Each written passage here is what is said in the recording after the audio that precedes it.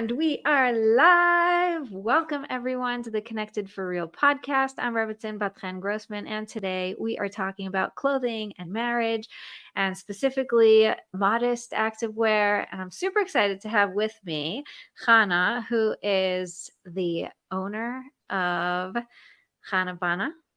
Chana, introduce yourself and let us know a little bit about you and the background and how you got into this, and then we can, have a conversation and really get into it. Okay, so hi, thank you so much for having me on the show. I'm Chana Rachel Gaffin, and I am the designer of Chanabana Activewear. I was originally born in Lancaster, Pennsylvania. I came to Israel when I was around 3, grew up in a very Americanized little bubble by the name of Beit Shemesh.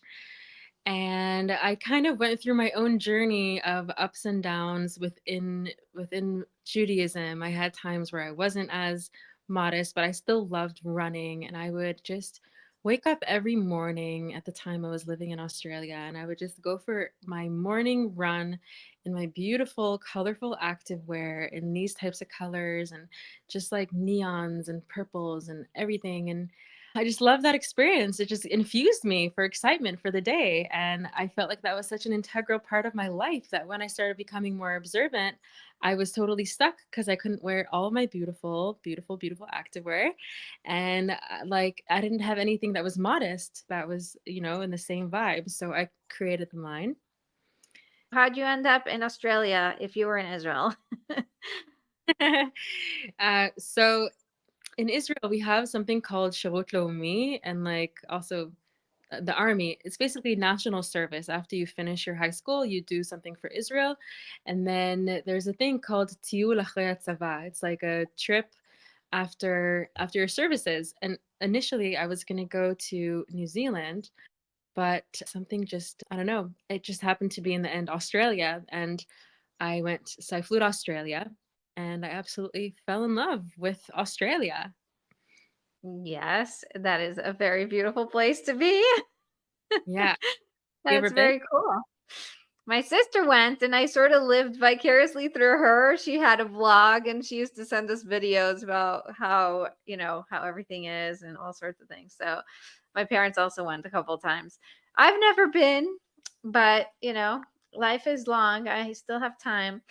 Not that I'm planning on leaving Israel anytime soon because I'm very comfortable here and very happy, but I also really love traveling. So who knows?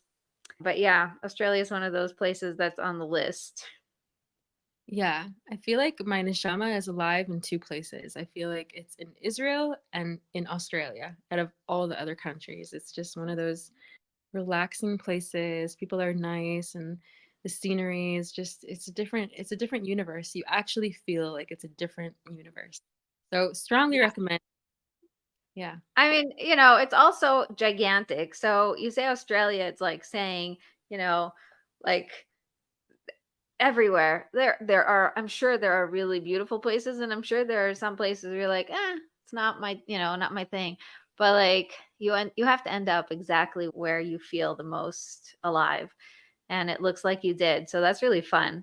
Okay, Yeah. cool. So you came back from Australia. How long were you in Australia? I was going back and forth for around 7 years. So basically, I flew for 3 months initially, and then the 3 months turned into a year. I was like, that's it. I love this place. And then I flew back to Israel, and I was like, wait, I'm not done with Australia. So I kind of went back and forth, and every summer, I would just go there. I was working in Australia, and I would just go there to basically pay for my college degree. So it was really great. That's super fun. Cool. So then you did college here in Israel and you studied fashion. Yeah, so when I was like coming back to my final year of fashion school after my vacation in Australia, I was super psyched to start my final collection. And I had this really beautiful inspiration actually from the Great Barrier Reef in Australia. For those of you who don't know, it's actually the largest organism in the world. It's like you have all these beautiful thousands of fish underwater. They're all iridescent and colorful, and they're so beautiful. And like in Shenkar, like the final year of fashion school is supposed to be like the biggest climax of your life. They bring in all these people in the industry, and they just like it's a very big boomerang for your career if you know the right people and do the right things. And I was ready to just come up with this collection of evening gowns, and like everyone that knew me from fashion school knew that like I was like the most like skimpy dresses and like revealing bathing suits type of person. And I was like, okay, I'm going to come back now and design this extravagant collection of like these beautiful dresses of underwater prints and everything. And I started designing, and I just something was stuck. Something was really stuck. I didn't manage to design because I kind of felt like my neshama was like wanting to explore tzniut. It was wanting to like get closer to Yadut, to Judaism, to modesty. And I kind of felt a very big block because as a designer in my years of designing, I never really designed anything modest. It was all very like the complete polar opposite. So instead of graduating with a final collection, there was an alternative to writing a paper for the university. So I wrote a paper all about the history of modesty and modesty in fashion, and I graduated. And then what I ended up doing with the inspiration, instead of making an evening wear collection, I ended up just launching my brand of modest activewear with the same beautiful colors that I loved. Just instead of for the evening, for women who want to feel beautiful and still stay modest. I So love it. yeah, so it all started just like on the street. I just sewed for myself a skirt. Like I had an entire wardrobe I couldn't wear anymore. Beautiful stuff that like I spent a lot on and I was super invested in, but I couldn't wear it. And back then, all of the girls were wearing like jean skirts and their husbands' t-shirts for running. And like I said to myself, like, running is not supposed to be one of those schwitzy like things where you feel yuck. Like if you are a runner, I don't know, do you do any type of running? Not so much. I'm more of a swimmer. Oh, okay. Well, also if you're going swimming, sometimes it's on like, vacation with your husband. You want to feel sexy. You want to feel beautiful and attractive. And also when you're running, you want to feel good about yourself, especially like, I don't know, if you're a businesswoman and people see you on the street, they don't want to see you just all like schwitz. You want to look nice. You want to look like, feel good about yourself. So I was like, I'm going to turn that back into the experience where religious women can have the same thing. And it all started with like, an outfit for myself. And then it expanded. It turned into running sets and then also swim sets. And yeah, today it's a fully fledged, really unfolding. That's amazing. That's really amazing. There was once an advertisement that would pop up on YouTube of like, this is not a pajama. And and this is not pajamas, and this is not pajamas. And they're basically saying like your t-shirt that like you had in high school is not supposed to be pajamas. And they were trying to sell that like you should really buy something that makes you feel excited about being in your house and going to sleep and getting ready and whatever.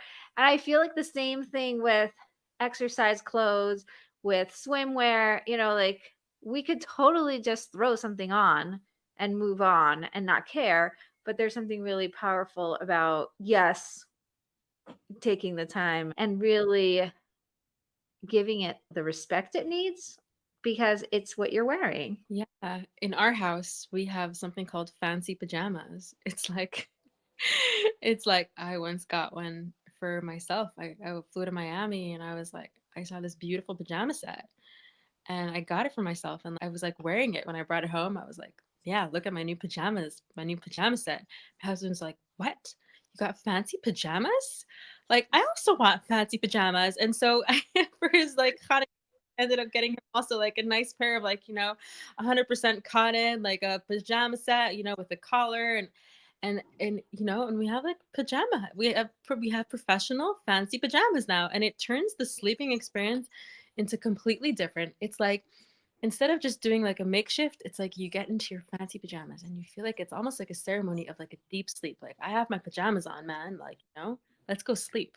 you know? Right. Yeah. Yeah, I think it gives you permission to transition. There's like things that I guess they call it rituals, right? It's like things that your brain starts to calculate. Oh, look at that. We're starting to move towards this activity now. So Yeah, you're prepping your brain. completely.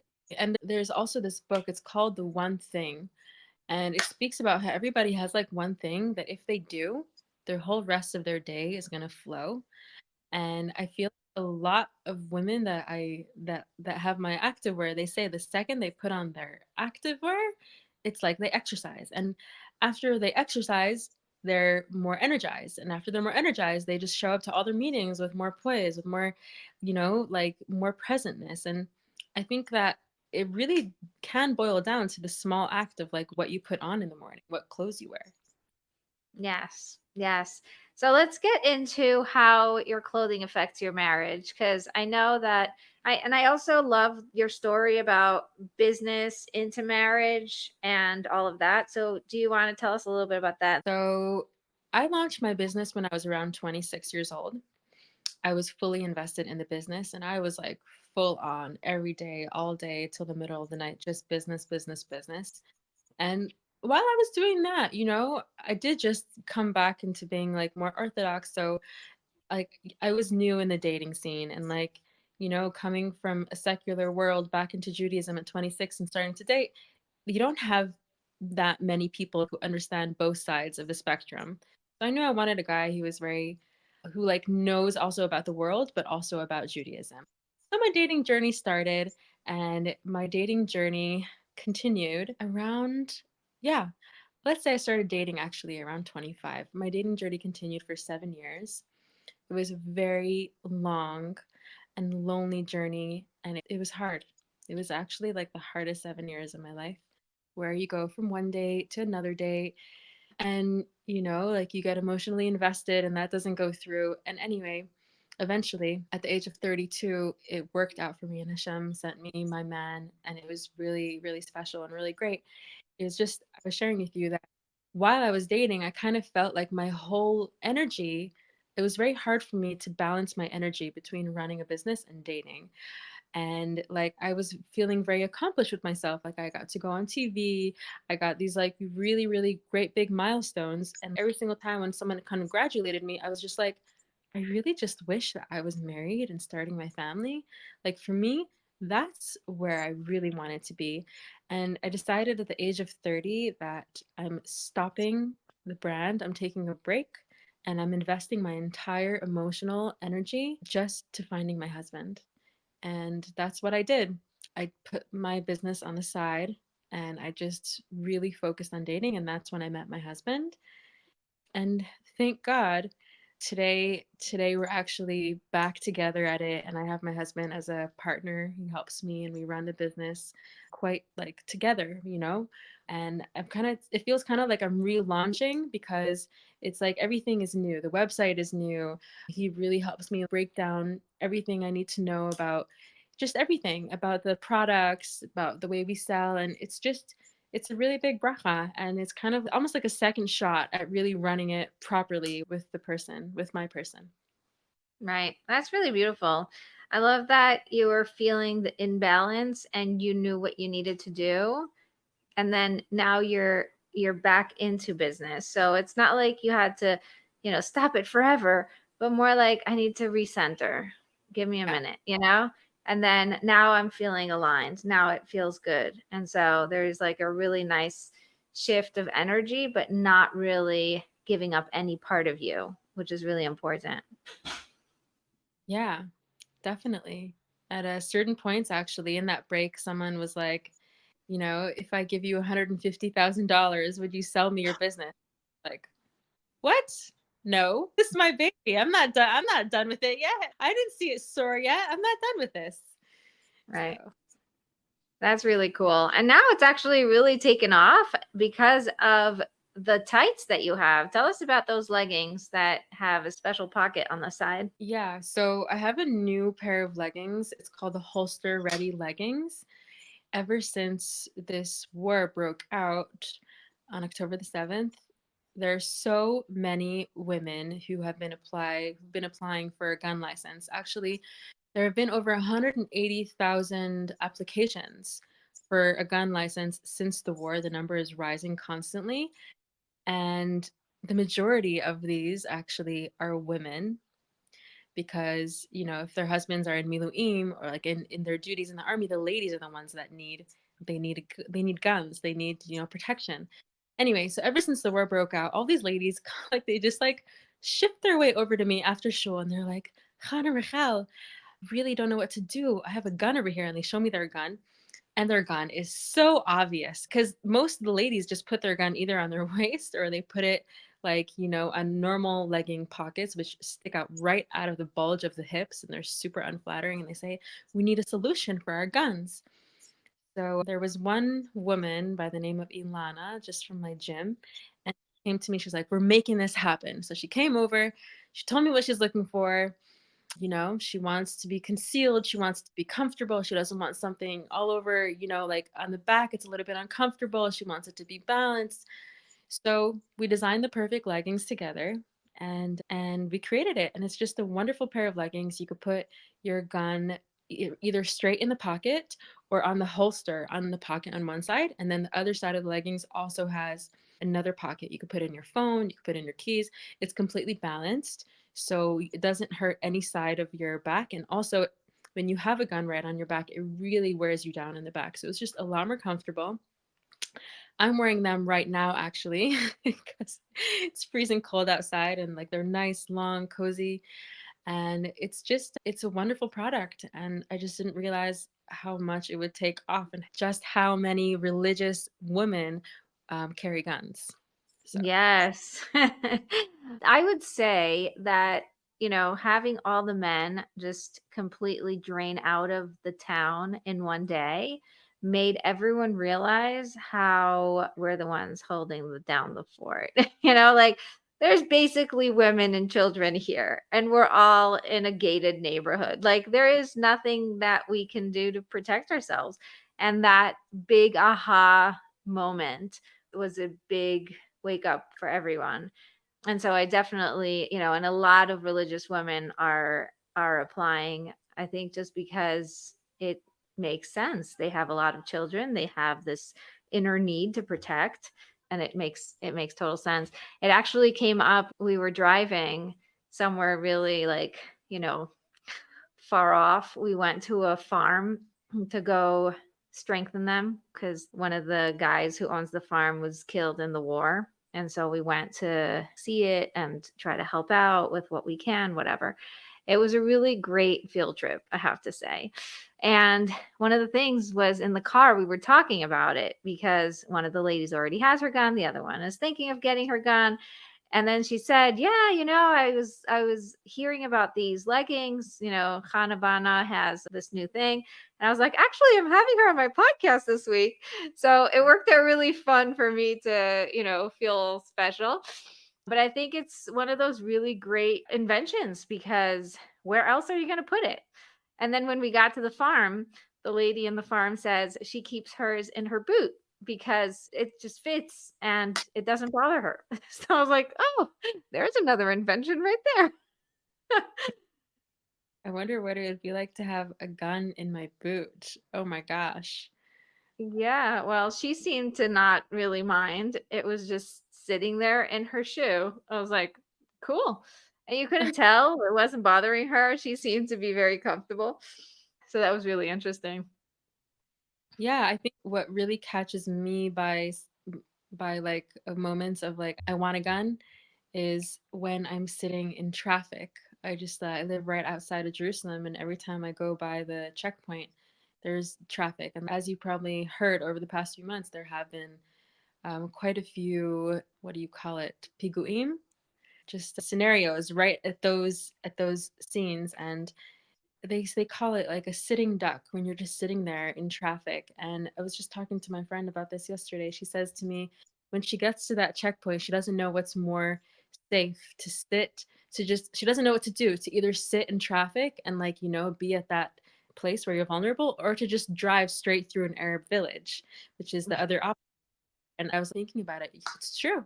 You really, it's a really good question. But like when I was sitting in traffic the other day, I was filled with a type of fear of like anything can happen and I don't have any protection on me. And if I only had my leggings on with a gun on me right now, I would feel so much more protected. Like we're living in this reality where normally like you see this on TV shows, on Lucifer, like of like all this horror that's happening, and now it's like it's in real life. It's not, it's like in the movies, but it's in real life. And I think that, these desperate times just call for desperate measures, for us religious women to go apply for these guns and to kind of take it in our own hands and really take charge of our security for ourselves.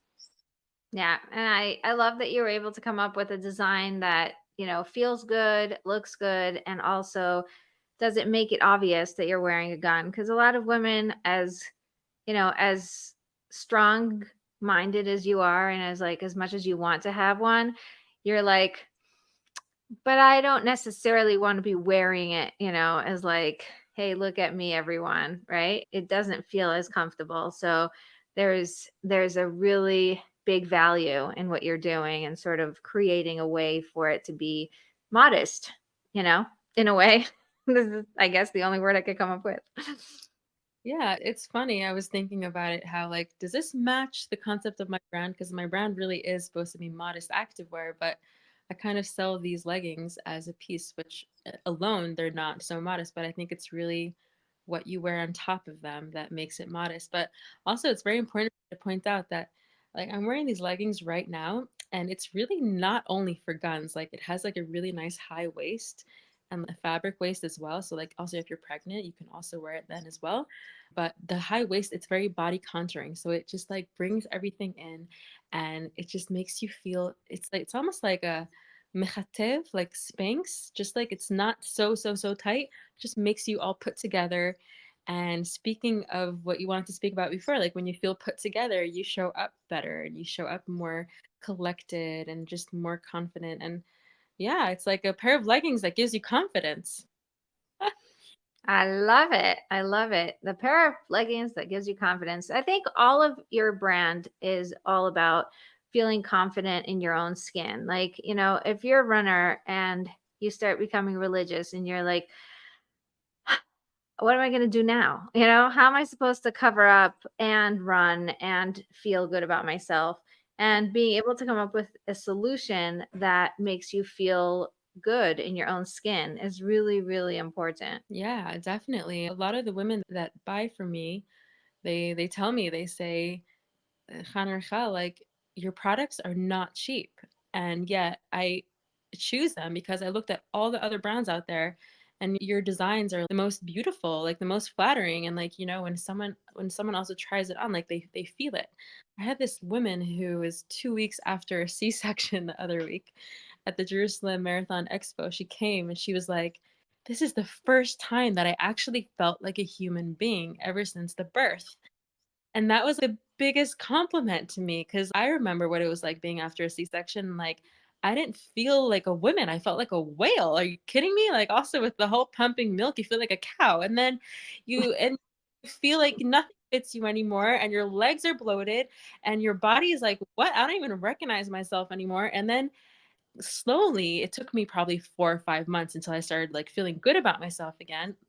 But still, like, to be able to feel like a woman and to feel good about yourself and to put on something that would get you even more excited to exercise, and exercise also makes you feel better about yourself, movement and flow, and when you're outdoors, fresh air, like, it's just an experience that is invaluable. It's an item that is invaluable to feel the best that you can feel. Yes. So let's talk about marriage and how that is affected, because, I think it's really important to tie it all together. What do you think about feeling good in your clothes, feeling confident, feeling put together, and then how that affects your marriage? It's a really good question. I'll just like kind of walk you through my own, I guess, what it was like for me. So when I just got married, I wanted to look the best all the time. Like, my husband would come home from work and I would make sure that my clothing is on perfectly and that my makeup is on and my wig is in place and I'd be all like put together. And then slowly, after Shana Rishona, it's like you don't really care as much, you're busy, like especially after you have a kid. It's like, you know, if you're just out of bed and functioning properly and you pumped enough milk for your baby and you managed to put food in your body, that's great. And then your husband comes home and like you're not always as put together. So it's just like a part of life. And then I guess once your baby is a little bit older, maybe then like, you start getting back to yourself. I had many years being single, so like I know what clothes I like. I like feeling put together. It's very important for me. So I may not look like, 100% all the time, but when we do go out on date night and I do put on, like my best clothing and I get myself done up, I feel so beautiful and I show up more and I'm more emotionally available, more confident, and it completely makes a difference. And, there are many times when I put my makeup on and like I feel really great about myself, not for him, but more like for me, like whenever I have like, a big event, I'll get dressed up and I don't know, like it's like you get dressed up and you want to get out there. You want to go be seen, interact. I don't know, it gives you like the right step. What's the expression in English? It gives you the right step forward, your best foot forward. So if you have a way of doing that, why not? I love that. I love that. And so last year, I'm just thinking back to my experience. Last year, I swam across the Kinneret with a group of women, and I did the 2K because it was my first time, and it was really beautiful and really intense just because there were so many women. I think there was like 400 or 500 women who all did it together. So it was an experience. It was definitely cool. And some women were trying to be modest, but it really slowed them down because of the type of modest wear that they were wearing. And there were a little bit of talks about, is it really serving you in such a swim when you're, women only and whatever. But I think overall, it really changes the way you feel about yourself when you feel really good in what you're Mm, wearing. And I don't want it to come from a place of like, oh, I have to, so I'll just do it. And it's like, fine, I checked off the box. And like, you feel the energy in what I'm saying, right? There's like this like ickiness about being modest. And that's not the energy we want for ourselves. That's not the energy we want to, give over to our kids and to the people around us. And it's really important, and that's why I really felt compelled to bring you onto the podcast. It's really important for me for women to know that there is a way to make it feel really good and to not just check the box, but to feel amazing about it. mm, mhm. Yeah, it's so important for women to know. I really value what you're doing. I think in 2024, more than ever, women need to know that they can look their best in sneas, modest bathing suits and running and they can, get out and just like you perform better on a date when you're dressed up, you can perform better in your running and in your swimming when you're in Chanabana. Mhm. Like it affects everything. It's a huge impact. Yes, Yeah, I love it. you swam 2 kilometers. Oh my gosh, you're like a real swimmer. That's big. It was, oh my gosh, it was such a story. So first of all, I learned to swim when I was a kid, and they threw me into the pool and said, "Swim." And I have like traumas from it. I did not like my swimming instructor when I was like whatever, 5, 6 years old. And then fine. So I knew how to swim. I knew how to save myself, but I didn't actually enjoy it. I didn't swim. When we would go to the pool, I would just play in the water. I wouldn't swim. It wasn't a thing I did. And I didn't like when the water got in my eyes, and I didn't like it getting in my ears, and I didn't like it getting in my nose. Like I was really not taught properly, to make it fun. I was sort of taught enough to survive. And as an adult, I started doing water exercise, Mm, like aerobics in the water. And that was really fun for me because you didn't have to put your head in the water. You're just in the water and you're moving and the water is holding you. So your body isn't as heavy. And especially during pregnancies, because my last 4 pregnancies were all in the summer. So, like July, August. So the entire summer, I would exercise through the pregnancy in the water, and I didn't feel the weight, and it made it so much better. And it was just like a life changer. Like once I found what works for me, like being in the water feels really good. I turned to the instructor and said, "Why don't we teach women who don't know how to swim or don't swim as well like, let's do a class for adults, for adult women, and I want to be in it. So I organized it because I wanted it. And I learned in like maybe 5 sessions really good swimming techniques and how to put your head in the water, how to blow bubbles, and how to, make it feel not as uncomfortable. Mhm. And the hands and the feet and whatever, like the body movements, all the things that I was able to perfect and just take to the next level. And just being able to do that one time gave me the confidence to start swimming. And a long time later, suddenly the instructor told me that she just did this. She just swam across the Kinneret and I have to come with her next year. And I was like, no way. I'm not doing it. That's crazy. I've never swam before. Like, I can't even do a full lap in a big pool. Like, I'm too tired, blah, blah, blah. I had all these stories about it. And she's like, no, I'm telling you, you're doing it with me next year. And along the year, she kept reminding me, like, we're doing this together. I was like, yeah, no, no. But then she said, I think that you can do it if you start practicing right after Passover because the swim is in the end of May. And I was like, really? Just 2.5 months of practice, I can swim 2 kilometers? Like, even if I never swim laps and I never do anything. So she's like, yeah, you just have to practice twice a week and you'll do it. And I trusted her and I went with her. She took me to the pool. First time, she's like, okay, start swimming. And I did like 10 laps and I almost collapsed. I was like, oh my gosh, that was terrible. I could never do this, blah, blah, blah, and you have all these stories in your head. And with time, I was able to do more and more laps and I got used to, the energy ups and downs that you have throughout the experience. I'm sure you have that also in running. Like in the beginning, you're like, yes. And then you get tired and then you get energy again. So it's the same thing with swimming. And then one day I was like, oh my gosh, I think I did it. I did 80 laps. Like that's 2 kilometers. And Mm. she's like, you did it. That's it. Now you just have to be ready for it.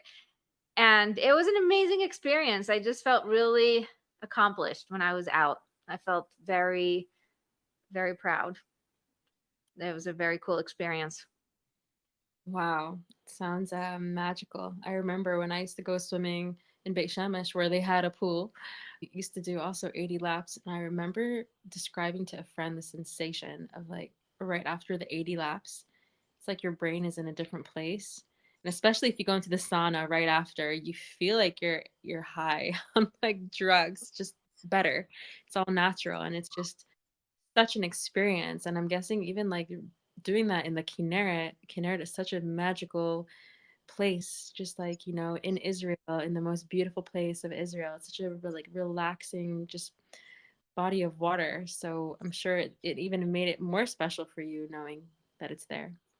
And you know what I think was the coolest thing was that I really visualized ahead of time what I want it to be like. And I said to myself, I want to look at the view and I want to be present. Like I don't want to rush through it and feel like I just need to get to the other side because I'm in the Kinneret. I want to really enjoy it. When you're in the pool doing laps, what are you looking at? The big posters on the side? Like there's not really much to see, right?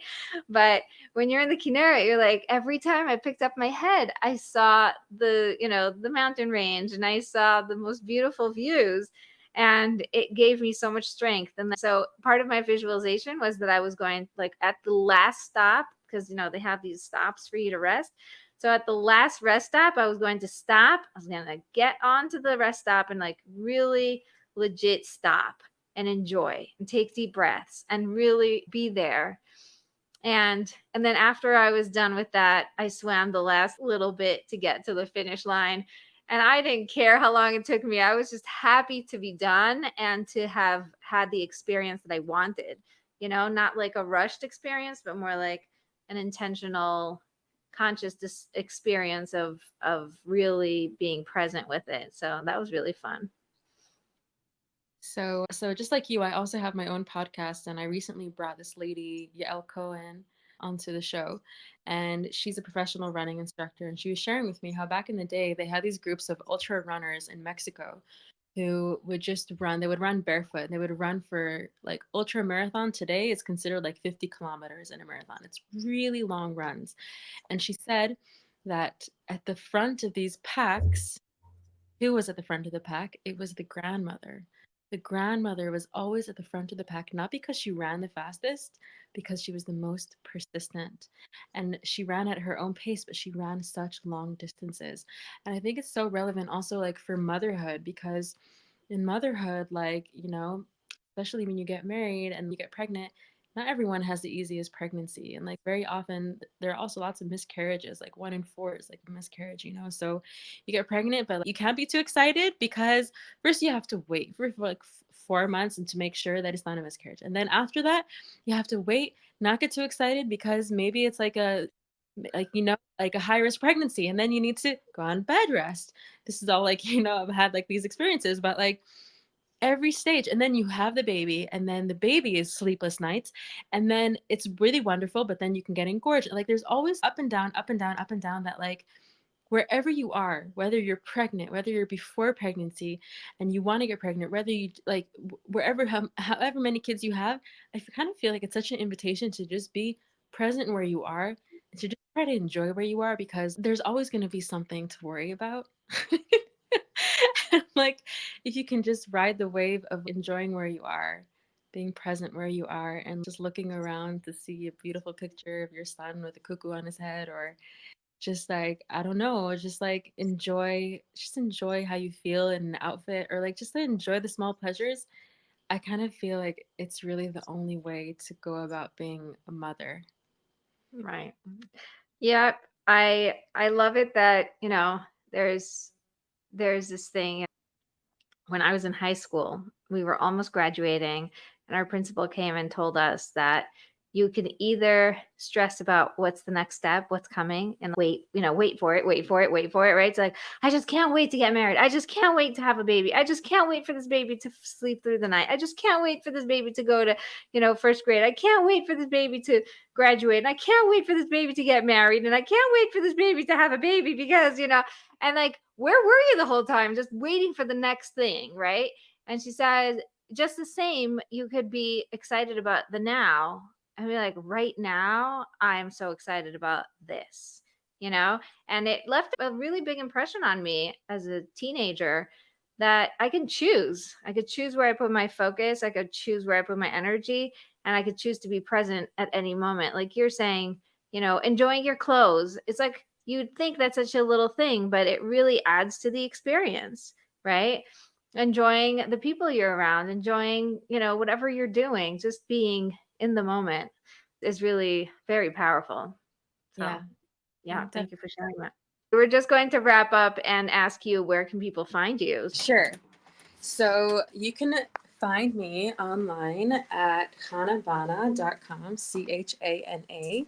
CHANABANA, and also on Instagram, Chanabana. And you can call me. If you're in the Gush and Efrat, you're more than welcome to come to the studio. I have a whole bunch of beautiful designs here as well. And that's where I am. That's really cool.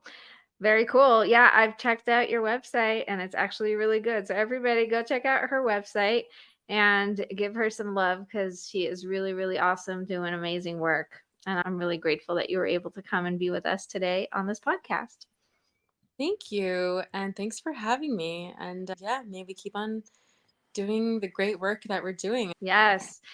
Thanks so much, everyone, for listening. And don't forget to be connected for real.